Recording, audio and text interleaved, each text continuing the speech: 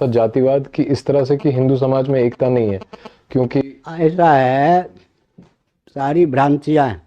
सुनिए, पहले मैं आर्थिक दृष्टि से बात करता हूँ।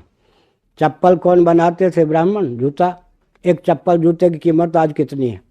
वो ब्राह्मण क्षत्रिय वैश्य बनाते थे क्या? बर्तन कौन बनाते थे? बांस के ही सही, पीतल आदि के सही। कपड़े कौन धोते थे? अब बाल कौन बनाते थे? उन सब की जीविका जन्म से आरक्षित थी। इनसे ये सब स्रोत अर्थ के थे या नहीं? अच्छा, कोई भी ब्राह्मणों के यहाँ का लीजिए, जो माताएं प्रसूति का गृह में होती थी, प्रसव के सन्निकट होती थी, तो नर्स का काम करने के कौन आती थी?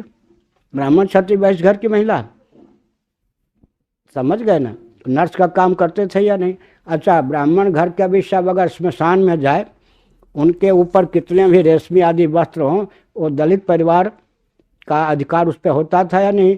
और मुसलमानों के यहाँ तो उनके धर्मगुरु का या मजहब के गुरु का अधिकार होता है, जो हमारे यहाँ उनका था।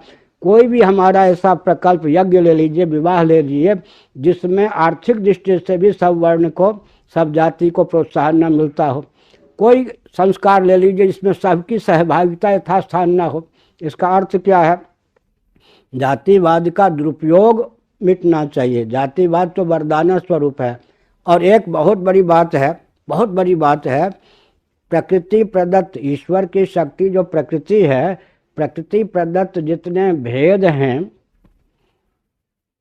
उन भेदों का सदुपयोग करता हुआ भेद के मूल में जो निर्भेद परमात्म तत्व है, वहाँ तक पहुँचाने की स्वस्थ विधा क्या हो सकती है? ये मैं अगर विश्व से पूछूं, किसी के पास उत्तर नहीं है। फिर से मैं कहता हूँ, प्रकृति प्रदत्त जितने भेद हैं वो व्यवहार के साधक हैं या बाधक?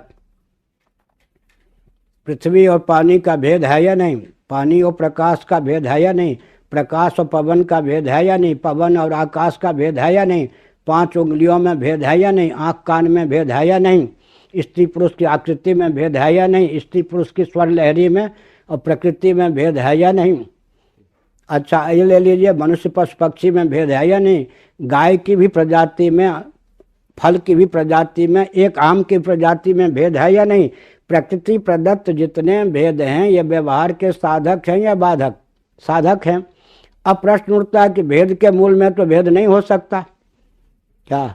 भेद के मूल में अभेद ही होता है। उंगलियों के मूल में हथेली है या नहीं? भेद के मूल में अभेद होता है। समस्त भेद भूमियों का सदुपयोग करता हुआ व्यक्ति निर्भेद परमात्मा में मन को लगा सके।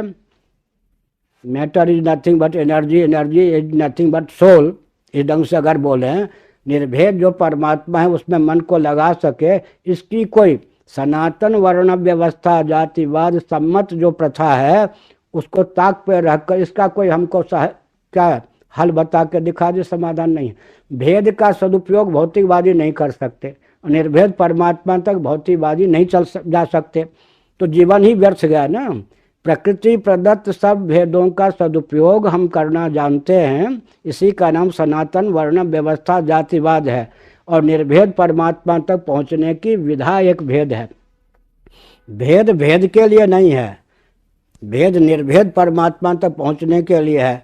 उसका मैं श्लोक बोलता हूँ, पंचभूत शरीराणाम, महाभारत, सर्वेषां सदृशात्मनाम लोक धर्मे च विशेष करणम कृतम यथैकत्वम पुनर्यांति प्राणिनस् तत्र विस्तरा। इसका मतलब शरीर सबके पांच भौतिक हैं। शरीर की दृष्टि से हमें एकत्व है। सबके शरीर पांच भौतिक हैं, स्त्री पुरुष शूद्र आदि के, पक्षी आदि के। और आत्मा की दृष्टि से भी एकत्व है। फिर भेद ये कहाँ से आ गया?